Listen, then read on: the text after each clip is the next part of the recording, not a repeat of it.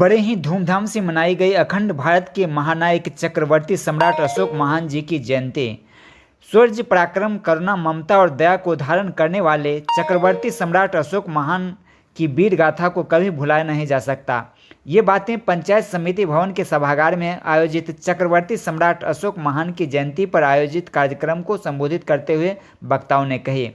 साथ ही कहा कि सच्चे इतिहास को गहनतापूर्वक पढ़ने की लिखने की जरूरत है। कार्यक्रम की शुरुआत पूर्व प्राचार्य राम बहादुर सिंह, प्रखंड विकास पदाधिकारी श्री सुनील कुमार, आरओ कैलाश प्रसाद मंडल द्वारा गांधी अंबेडकर प्रतिमा पर माल्यार्पण और सम्राट अशोक के चरणों में पुष्पांजलि अर्पित कर की गई। कार्यक्रम की अध्यक्षता पूर्व प्राचार्य राम बहादुर सिंह ने की। वहीं कार्यक्रम का संचालन पूर्व जिला पार्षद कृष्णदेव प्रसाद सिंह ने की। मौके पर जिला पार्षद रीना राय, प्रोफेसर डॉक्टर पार्वती कुमारी, प्रोफेसर लड्डू लाल वर्मा, विश्वसूत्री अध्यक्ष अशोक पटेल, कवि राम बालक सिंह, सरपंच सह आप नेता अरविंद कुमार, मुखिया भोला शंकर दास, उप मुखिया राजबली राय, अवकाश प्राप्त शिक्षक राम सगुन महतो, इंजीनियर सुखित नारायण जी, प्रेमचंद्र सिंह, भाजपा मंडल अध्यक्ष मनोज कुशवाहा, शिक्षक पप्पू कुमार, राजद पूर्व प्रखंड अध्यक्ष गंगा प्रसाद यादव, भाकपा माले अजय कुमार, पत्रकार विनय भूषण, धर्मेंद्र कुमार, राजा दिवाकर, विवेक कुमार आदि ने संबोधित किया। अशोक महान जी की भव्य जयंती समारोह पर इस जयंती अशोक महान जी से संबंधित जो कार्यक्रम है उसमें आप तमाम सभी लोग आए हैं। उपस्थित तमाम मंचासी एवं इस सभा में उपस्थित तमाम बंधुओं का मैं दिल की गहराई से उनका अभिनंदन करता हूँ, वंदन करता हूँ, स्वागत करता हूँ। ऐसे पाक साफ चरित्र वाले श्रीमान लोगों के बीच और महानतम ऊंचाई प्राप्त करने के लिए, मनुष्य को मनुष्य का दर्जा दिलाने के लिए क्या है उसका आधार? बुद्धम शरणम गच्छामि। बुद्ध ने कहा कि बुद्धम शरणम गच्छामि, बुद्धि के शरण में जाओ। वो बुद्धि इस सत्संग से हो, इस तरह के कार्यक्रमों से हो, हमारे प्राथमिक विद्यालय से लेकर यूनिवर्सिटी तक हो, जहाँ जहाँ उस ऊंचाई पर जब जाते हैं तो हमारे दिमाग को एक यूनिवर्सल पंथ मिलता है। हम कारण और निवारण तक जाते हैं, तमाम समस्याओं पर हम अपने दिमाग को दौड़ाते हैं और उस दिशा में उसके हल के लिए, समस्या के हल पर हम चले जाते हैं। तो बुद्ध ने कहा कि बुद्धम शरणम गच्छामि।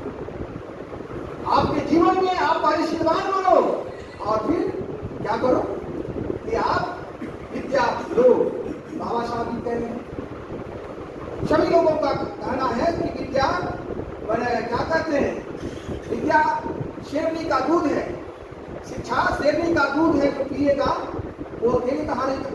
बलिदान में सिंह का होते सुना, हमारे गणेश सिंह यादव कहते थे कि बलिदान में सिंह का होते सुना, बकरे वाली बेटी पर लाए गए, न काटे टेढ़े पादप गए, सीधाओं पर आरे चलाए गए। विषहीन विषधर को दूध पिलाया गया, विषहीन सदा तर पाएंगे। जो आपका अभी तक शोषण करता रहा, दोहन करता रहा, आपको अपमानित करता रहा, आपको गुलाम बनाने का षड्यंत्र रखते रहा, गुलाम बना दिया गया, आपका केवल उपयोग होता रहा एक टूल्स के रूप में। उसको हम इसलिए हो रहा है क्योंकि आपको विद्या से वंचित किया गया। लेकिन बुद्ध ने उसी विद्या के बारे में कहा दिया कि नहीं, मनुष्य कभी होगा, पशु और मनुष्य में अंतर क्या है? अगर उसके पास विद्या नहीं है तो वो पशु है। केवल अंतर यह है कि उसके पास पूंछ है और मनुष्य के पास कुछ नहीं। तो इसलिए उन्होंने नारा दिया कि बुद्धम शरणम गच्छामि। दूसरा, संघम शरणम गच्छामि। संघम बाबा साहब भी कहे हैं कि शिक्षित करो, संगठित करो। तो संघम शरणम गच्छामि, इतने लोग अगर हैं, इसमें से एक सकारात्मक बात जो नहीं भी जानते हैं उनको भी समझ में आ जाएगी। अशोक जी के बारे में बताया ही, तो मैं ज़्यादा बताऊंगा नहीं। मैं क्या करता हूँ उसके बारे में विशेष रूप से आप लोगों के बीच में मैं चर्चा कर दूँ। राम बालक बाबू, लड्डू लाल वर्मा जी, संचालन कर रहे बड़े भाई कृष्णदेव प्रसाद सिंह जी, उपस्थित तमाम इस कार्यक्रम के आमंत्रित सदस्यगण, अतिथियों, आज मैं बोलने की इच्छा तो नहीं थी, सुनने के लिए आए थे। और इसका आयोजन मुख्य रूप से मैं इसलिए करता हूँ और आयोजन में हमारी भागीदारी होती है। पहला वक्ता पटेल जी आए और बताए, इस बहाने हम लोग अपने हमारे बीच उपस्थित हैं, गंगा वालों हैं, बहादुर वालों हैं और भी जो लोग हैं, उनसे भेंट और उनका जो शब्द सुनने को मिलता है वो हम लोग के आशीर्वचन के रूप में। इसमें विभूतियों की कमी नहीं है। हमारे पूर्व वक्ता जो बता रहे थे वो सही बता रहे थे। एक प्लेटफॉर्म की जरूरत है जिसमें हमारे पास जो प्रतिभा है उसको आगे बढ़ाने की जरूरत है। इसके लिए एक प्लेटफॉर्म होना निश्चित है। रही बात सम्राट अशोक के बारे में, जब मैं पढ़ता था उस समय एक चैप्टर था जिसमें सम्राट अशोक का कलिंग विजय, जिसको मैंने पढ़ा था। और जिस समय इनका आविर्भाव हुआ भारतवर्ष में, उस समय यह क्षेत्र इतना विकसित नहीं था, लेकिन ये अपनी प्रभुता के बदौलत पूरे भारतवर्ष से लेकर के विश्व में जो अपना ख्याति प्राप्त किया, इसमें वास्तव में वैसा जुनून गुण मौजूद था जिसके बदौलत 2005 में मैं पटना में था एक कार्यक्रम में। वहां पर हमको एक आदमी बताया कि सम्राट अशोक की जयंती को मनाई जानी चाहिए क्योंकि इसको दबा दिया गया था। आखिर क्यों मनाया जाना चाहिए था? लेकिन लोग जो है अपनी दायित्व को नहीं समझ पाते हैं। हमारा जो दायित्व है, आखिर इसमें जो कुछ गुण था जिसको अभी भी समाज में उतारने की जरूरत है।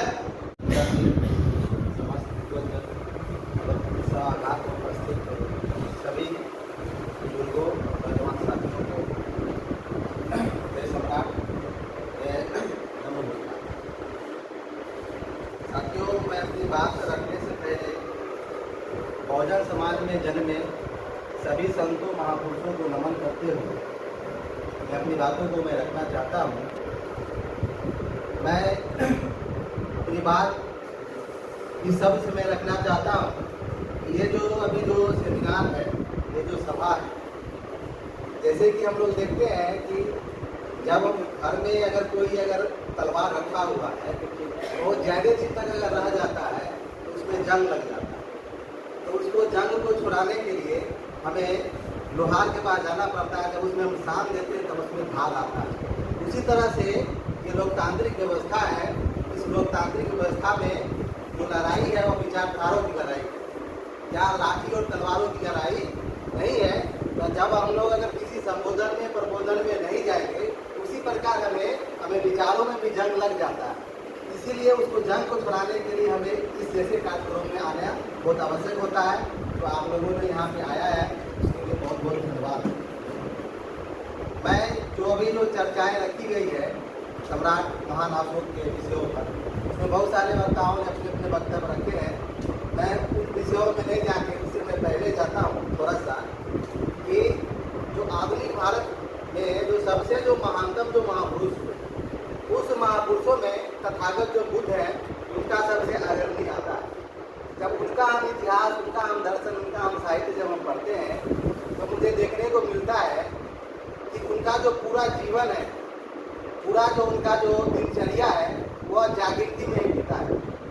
आप देखेंगे उनका जो पीरियड है, कार्यकाल है, उन्हें वेलफेयर का काम बहुत ज़्यादा नहीं दिखे। क्यों नहीं दिखेगा? क्योंकि जागृति का मतलब ये होता है, तो पहले तो हमको जागृति समझना होगा कि जागृति का मतलब ये होता है, पहला जो दोस्त और दुश्मन की पहचान होनी चाहिए। दूसरा उसका सिद्धांत है जो अपना जो गौरवपूर्ण जो इतिहास है उसकी पहचान होनी चाहिए, उसकी जानकारी होनी चाहिए। हमारा जो दुश्मन है उसका जो गौरवपूर्ण इतिहास है उसकी जानकारी होनी चाहिए। हमारे अंदर क्या कमियां है, क्या खामियां है, उसकी जानकारी होनी चाहिए।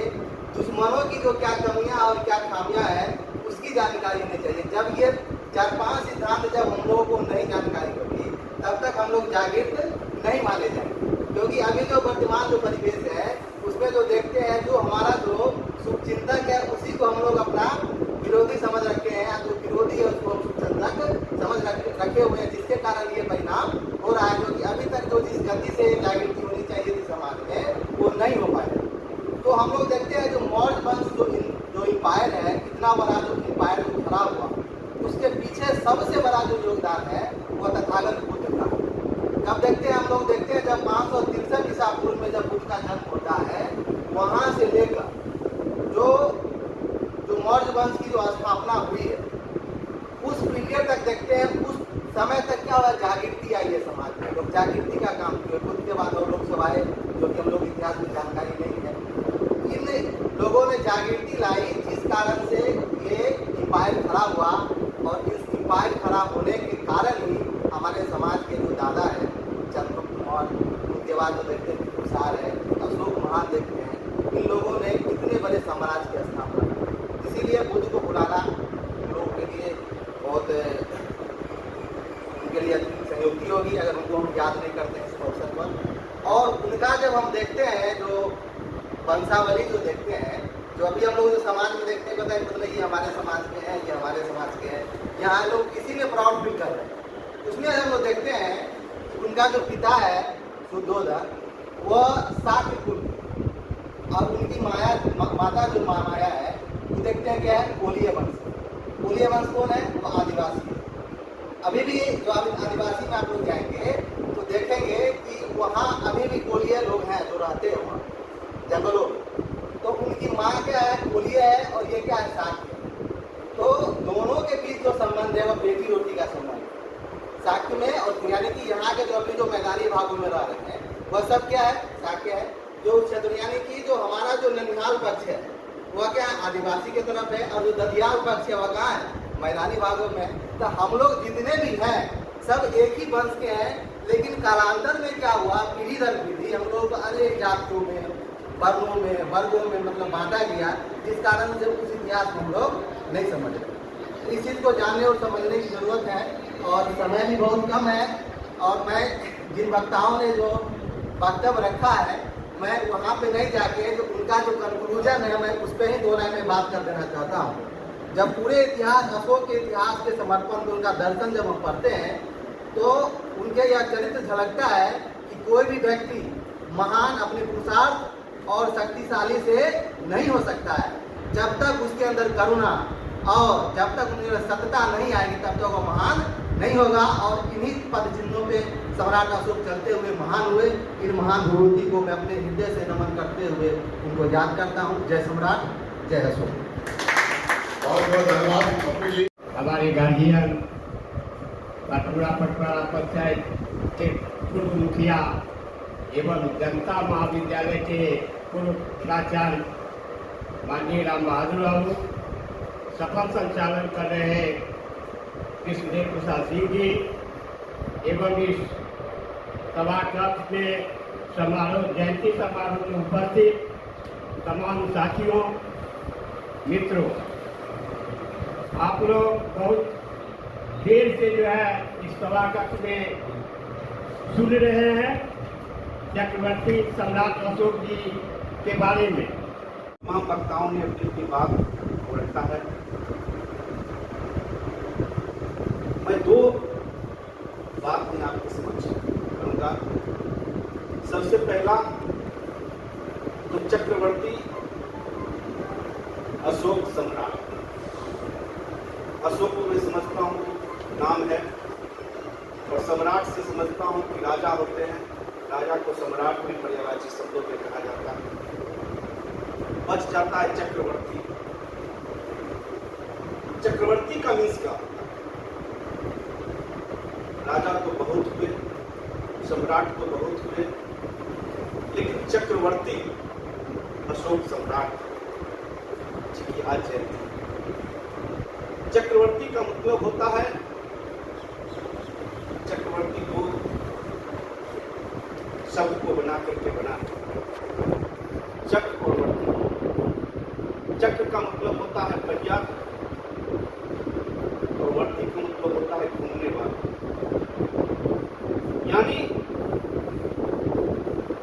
पहिया चहु दिशाओं में अनवरत घूमता रहे, चाहे वो न्याय की बात हो, चाहे वो विकास की बात हो। इसलिए अखंड भारत के महानायक की श्रेणी में अशोक सम्राट को रखा गया है। यही मतलब है चक्रवर्ती।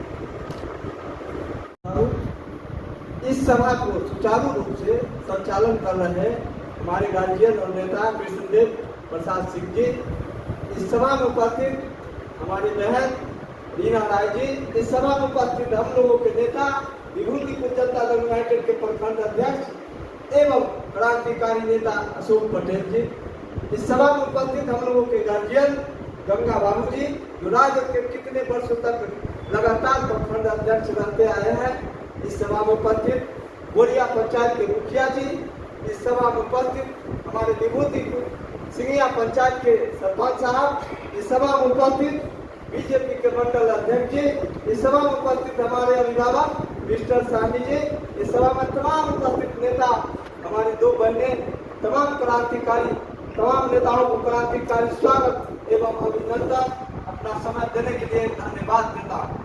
साथियों, आज का जो कार्यक्रम है चक्रवर्ती महान सम्राट अशोक दिवस पर आयोजन, इस कार्यक्रम के जो भी लोग अपना अपना राय दिए हैं काफ़ी अच्छी है। और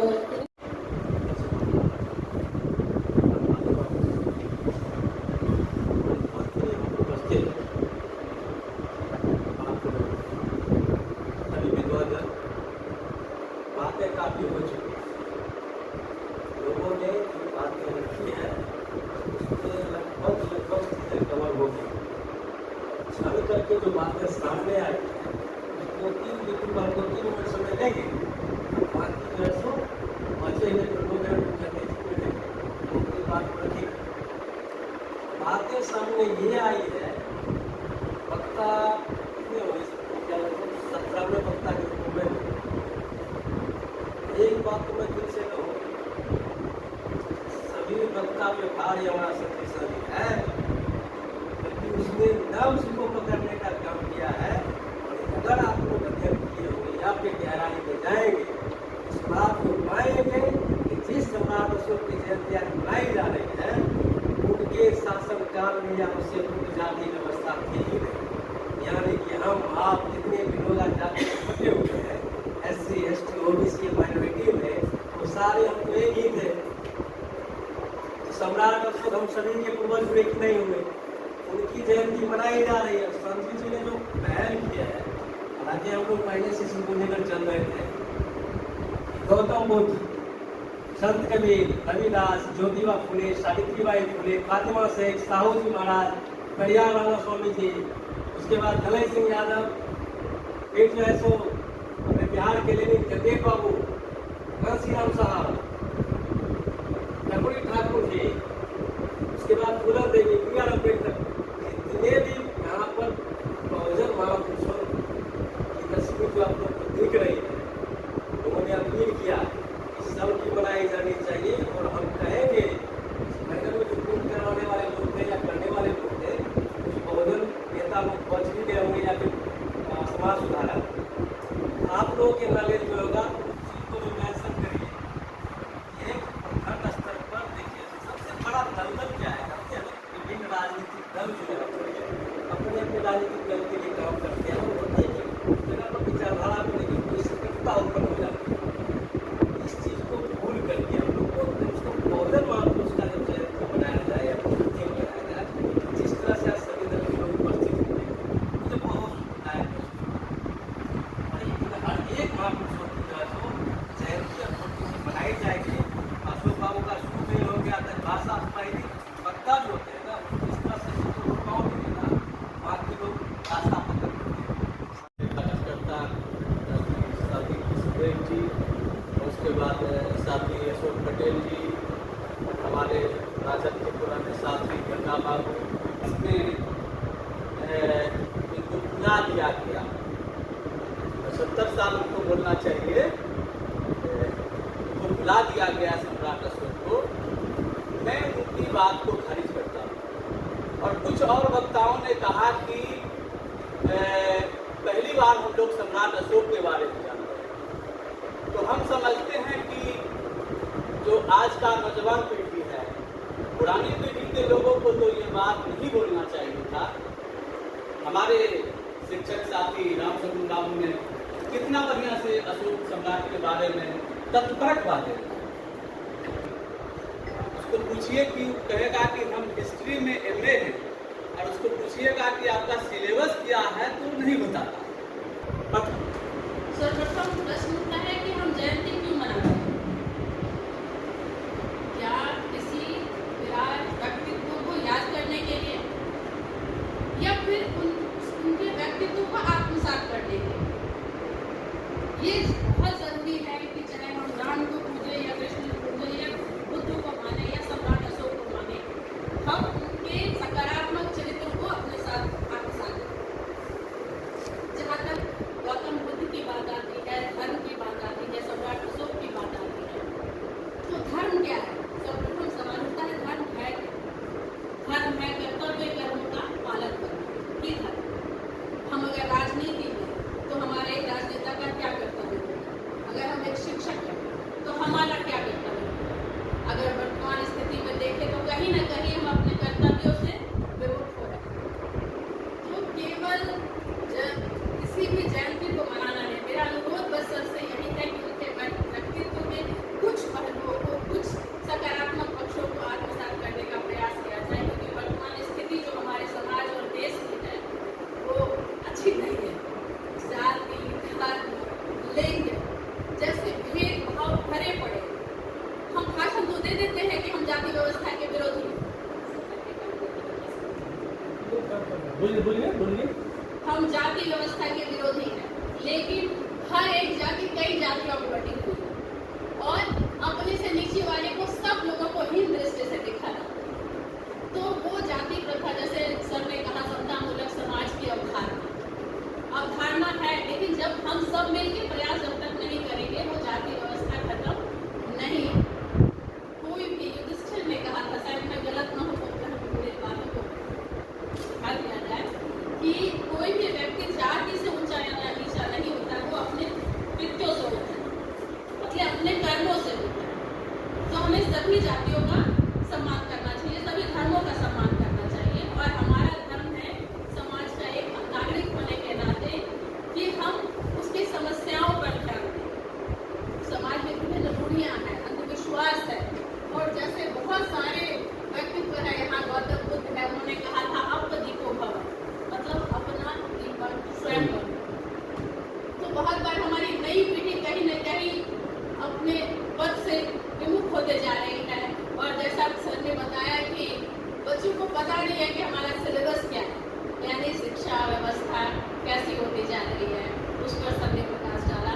तो ये भी जरूरी है कि नई पीढ़ी अध्ययन और अध्यापन से जुड़े।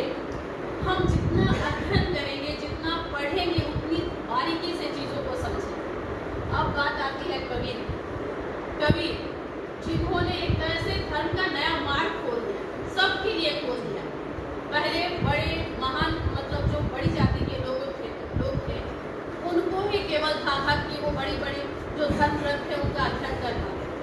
लेकिन कबीर ने ऐसा करके सभी जाति और सभी धर्मों के लिए द्वार खोलकर एक बड़ा कदम क्रांतिकारी कदम उठाया। अब सावित्रीबाई फुले को ले लिए, ज्योतिबा फुले को ले लिए, बहुत सारी बात हम कह देते हैं एक लाइन में कि उन्होंने जाति या फिर नीची जाति के लोगों के लिए बहुत बड़ा काम किया, लेकिन कितना स्ट्रगल करना पड़ा उन लोग उस समय। सावित्रीबाई फुले को के ऊपर मतलब कीचड़ फेंक दिया जाता था जब उन्होंने महिलाओं की शिक्षा के लिए सवाल उठाए। तो केवल क्रांति मतलब भाषण देना ही हमारा उद्देश्य नहीं होना चाहिए, जमीन पे काम होना चाहिए। मैं नई पीढ़ी से या फिर हम सब लोगों से यही करेंगे। मैं तो राजनीति से बिल्कुल जुड़ी नहीं हूँ, साहित्य की विद्यार्थी हूँ, तो बहुत विशेष कुछ नहीं बोल पाऊँगी। बस यही बोलूँगी कि सम्राट के अशोक के व्यक्तित्व, चाहे उनके अहिंसा के धर्म को या फिर सभी धर्मों के समान रूप से मानने पर कार्य किया जाए, न केवल बातों या भाषण कराए।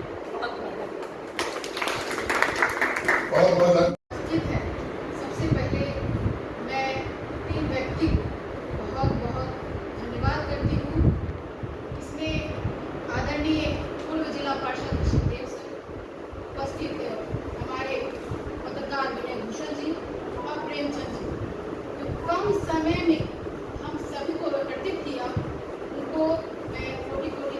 करती हूँ कि इस तरह का कार्यक्रम किया ताकि हम सब गठित हों और चक्रवर्ती अशोक सम्राट जी के बारे में, व्यक्तित्व के, छवि के बारे में आज हम लोग रूबरू हुए। मैं इस मंच पर उपस्थित इस कार्यक्रम की अध्यक्षता कर रहे हमारे गार्जियन स्वरूप राम बहादुर जी, मंच पर उपस्थित हमारे लाल बाबू वर्मा जी, लड्डूलाल वर्मा जी और कवि हमारे राम बालक जी, उपस्थित आप सभी राजनीतिक कहिए या जनप्रतिनिधि कहिए, उपस्थित सभी अभिभावक का मैं स्वागत करती हूँ, अभिनंदन करती हूँ, वंदन करती हूँ। अभी आपने कई सारी बातों को जो अशोक जी के बारे में आपने सुना, सम्राट अशोक जी के बारे में सुना, सम्राट की भाषा क्या होती है उसके बारे में सुना, चक्रवर्ती क्या है उसके बारे में सुना। मैं संक्षेप में ही बात रखूंगी क्योंकि बहुत सारी बातें आप सभी के बीच में आ चुकी हैं।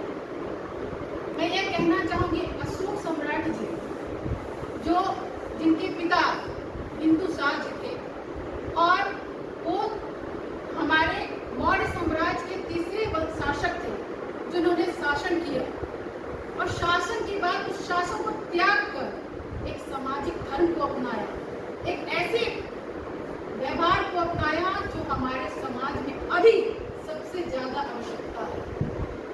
जब भी हम कोई जयंती मनाते हैं महापुरुषों की, उस जयंती में हमें सीखने को मिलती है कि इन्होंने कितना त्याग किया, कितना बलिदान किया।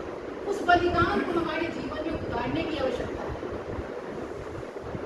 आज छुट्टी का दिन बोला जा रहा है, मैंने इस कार्यक्रम में भी सुना, बहुत जगह जानी कि छुट्टी का दिन, मगर यह छुट्टी का दिन नहीं होना चाहिए। बच्चों को इस चीज की जानकारी होनी चाहिए। यहाँ जो शिक्षक पूर्व में रह चुके हैं और वर्तमान में होने वाले हैं, यहाँ पर आज दुखद केवल विधायक जी को होना चाहिए।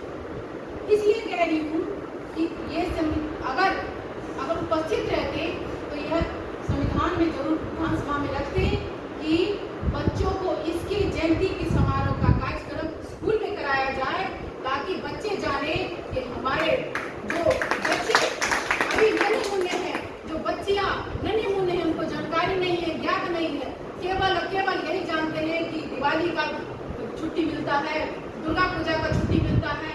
महान पुरुष एक सिर्फ गांधी जी की जयंती के बारे में जानते हैं, इन महान पुरुषों के बारे में नहीं जानते।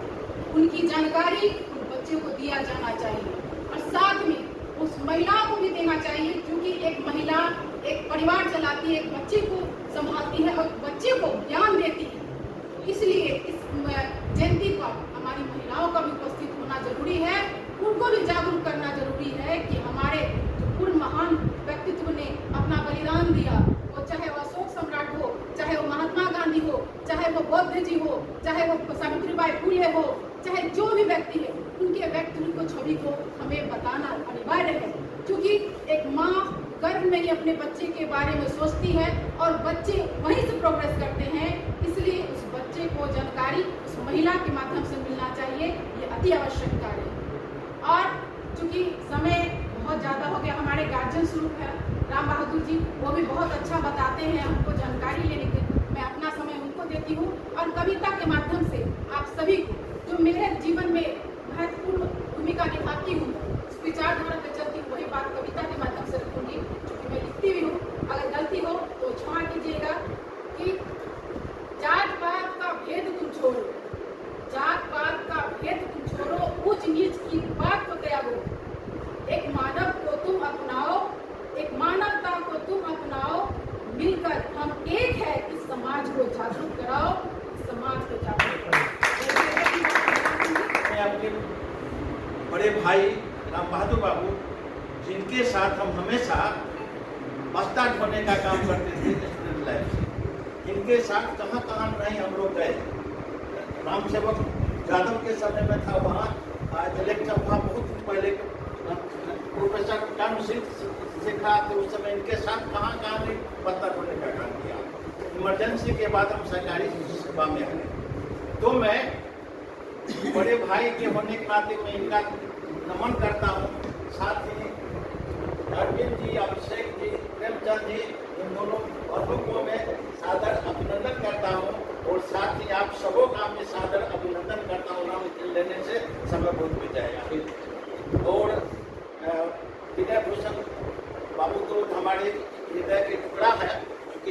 पत्रकार में अटूट संबंध है, जन्म का संबंध है हम लोगों का, इसलिए वो हमारे हृदय के टुकड़े हैं। इनको संजय हमको उसका ले फोन कर देते कभी जी आपको आना है, हमका एकदम रहेगा। तो मैं सम्राट अशोक, इन्होंने अभी तक कुछ नहीं, कोई नहीं कहा।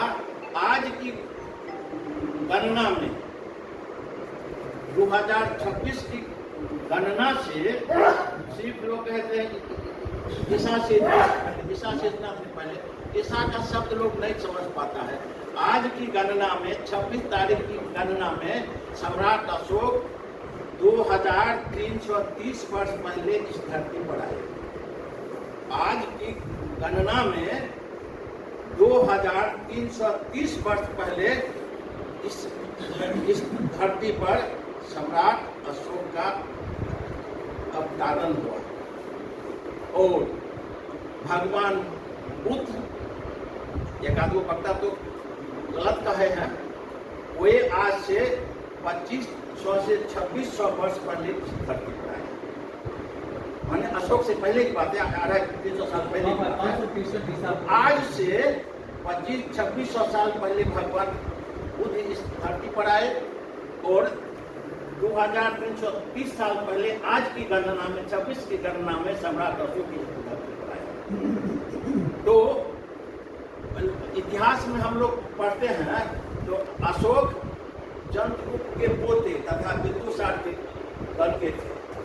बाप का नाम हो जाता है कौन, पिता का नाम, दादा का नाम पहले आ जाता है। कोई मानता है, हम तो पहले ही कहा जो युद्ध मानवता का अभिशाप होता है। कमायनी में जयशंकर प्रसाद सिंह लिखते हैं, भारत की संस्कृति का गौरवगान करते हुए जयशंकर प्रसाद लिखते हैं, केवल लोहे की नहीं धर्म की रही धरा पर हो। क्या मिला? जयशंकर प्रसाद राष्ट्र कवि थे, उन्होंने कमाई एक महत्वपूर्ण महाकाव्य है, उसके अंत में लिखते हैं विजय केवल लोहे की नहीं धर्म की रही धरा पर घूम। और दूसरा लाइन देखिए सम्राट अशोक से मिल जाता है, भिक्षुक होकर सम्राट दया दिखला केवल लोहे की नहीं, क्रूरतावश राजा कत्ल कर देता है। 1 लाख लोगों की वहां मृत्यु हुई है बलि में, इतिहास लिखता है। तो क्रूरता जो है सो हद हो गई। और जयशंकर प्रसाद ने भारत का गौरव गाथा गाने में लिख दिया कि विजय केवल लोहे की नहीं धर्म की भी रही धरा पर हो। हिंदुस्तान में धर्म की भी रही धरा पर हो। जाति को यह शिक्षा दी कि एक भय मुक्त और भूख मुक्त समाज की स्थापना कैसे हो सकती। कार्ल मार्क्स ने कहा कि उत्पादन में केवल पूंजी का ही महत्व नहीं, श्रम का भी।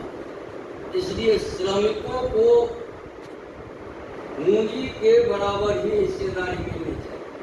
आज क्या है, आज एक सीईओ है जो 4 करोड़ रुपया महीना देता है, अगर उसी कंपनी में काम करने वाला एक मजदूर को 12,000 रुपया महीना मिलता है। मैंने कई लोगों से बात की, मैं ट्रेन से आ रहा था समस्तीपुर से, पूछा कि भाई कहाँ से आ रहे हो, मजदूर सरोसरा था। उसने कहा कि मैं बम्बई से आ, क्या काम करते थे, कंपनी में काम करते। कितना रुपया महीना मिलता है, 12,000 रुपया महीना। मैंने पूछा भाई मुंबई जैसे शहर में 12,000 रुपया महीना कैसे काम चलता है अब बताइए। और वो 4 करोड़ रुपया कमाने वाला आदमी उपदेश देता है कि 14 घंटा काम करो समाज के उत्थान के लिए, अपने देश के उत्थान के लिए। संभव है किसी पार्टी की बात नहीं। मैं किसी एक बार हम बीएड कॉलेज में था, पहुँच गए, अरे बाप रे बाप वर्षा होने लगी, बीतते तो लड़ाई तो हम कर दोनों आदमी और बहुत सारे राजनीतिक सामाजिक कार्य में हम लोग जुड़े रहे। मेरी दोनों बेटियां रीना जी और पार्वती की बड़ी खुशी हुई। रीना जी से तो बराबर बात होती है, पार्वती जी इस संबंध में जानकी की हिंदी के व्याख्या कर रही है, अच्छी बोली भी। और एक हमारे 2-3 बच्चे बोले, बड़ा आक्रोश, बड़ा भयावह, मतलब भावनात्मक भावना देखी मैंने। हमारे बहुत सारे वक्ताओं ने कहा अब तो कुछ बचा नहीं है। मैं एक ही बात कहना चाहता हूं, जैसा कि वर्मा जी ने थोड़ा सा उसका उल्लेख किया, ये देश अद्भुत देश, यहाँ एक से एक वैज्ञानिक पैदा लिए, यहाँ एक से एक विद्वान पैदा लिए, यहाँ एक से एक धार्मिक उदाहरण पैदा लिए, यहाँ एक से एक प्रतिभा पैदा की। अभी अभी की बात कर रहा हूँ, डॉक्टर राजेंद्र जोर न किया, गार्ड जुदा हुआ नहीं, उन्होंने कहा धीरज, तो लोग जानते हैं 20 रहे बड़ा ही प्रभावशाली होता है और बड़े उच्च व्यक्ति के उच्च वस्तु के हिमालय ये गंगा का और उसने कहा अरे भाई कैसा आपके, दूसरे कहा सुप्रिंटेंडेंट थे अपेयर दो परमिटिंग फॉर कमिंग बातें हुई तो वो दिया मात्र 45 मिनट में 10 question and answer and 5 forensic online question answer दे दिया और लिखा examine any 5 answer from the foreign answer. ये देश धर्म में संप्रदाय में बड़े सीमा नहीं होती है, समय की सीमा नहीं होती, जात की सीमा नहीं होती, काल की सीमा नहीं होती, देश की सीमा नहीं। धर्म को बहुत गलत अर्थों में लोगों ने नहीं धर्म कर्म ही धर्म, वर्ग की वर्ग तो हम अगर शिक्षक है कि मेरा धर्म स्कूल है, मेरा धर्म है कॉलेज के माँ का धर्म है अपने बच्चों का लालन, हम पिता हैं, मेरा धर्म है कि बच्चों का लालन पालन स्नेह पूर्वक करें। धर्म धीरे धातु से बना जिसका अर्थ होता है धारण करना, करुणा, ममता, स्नेह, कर्तव्यपरायणता, इसको धारण करना ही धर्म है। चंदन, कंठी, माला, जप, तिलक, ये संप्रदाय है, ये धर्म नहीं। हिंदू क्या धर्म, मुस्लिम क्या धर्म, ये धर्म को मैं नहीं मानता। जो महान व्यक्ति होता है, जिसके हृदय में करुणा, ममता, स्नेह होता है, वो सबके लिए होता है, जिन्हें भी जाता, जिन्हें भी बनता।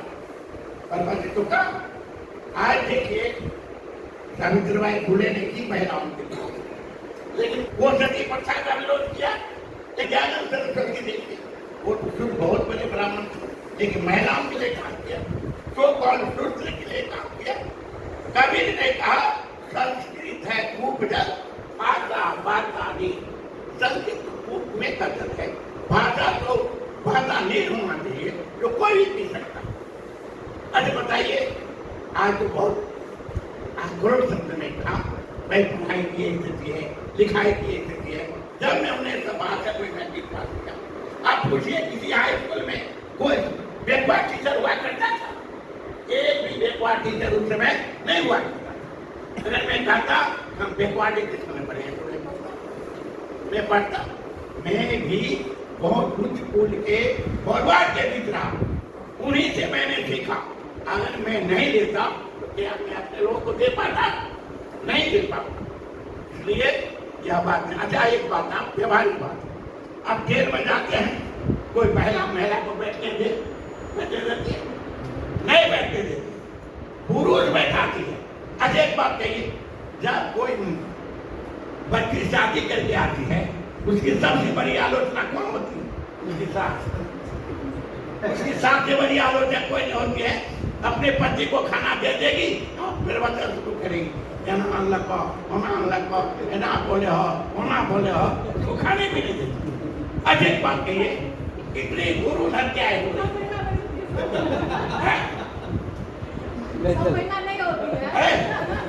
सब महिला नहीं होती है, अजय इतनी भ्रूण हत्याएं होती है।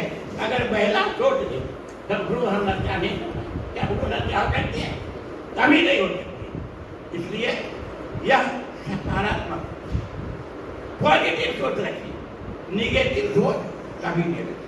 जैसा इन्होंने कहा अजय जी ने, नेहरू जी ने अशोक चक्र दिया, ये चीन का स्तंभ दिया, वो तो कांग्रेस के थे।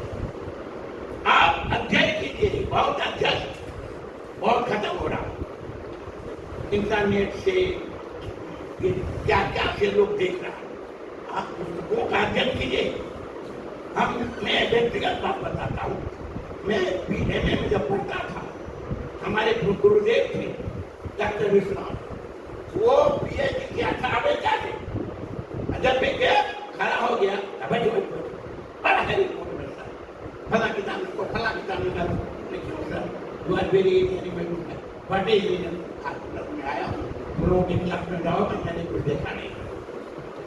तो आखिर पढ़कर मैं जब आता हूँ, मैं बराबर कहता हूँ, एक मिलिट्री रूल नहीं लागू करा, कम से कम एक कुछ समय देख के जाए आपके बीच में, एक मर्यादा होती है। आप कहते हैं शिक्षा भी दें, आप कहते हैं प्रिंसिपल है, हमको जानवे नहीं करें आपके विचार बताइए।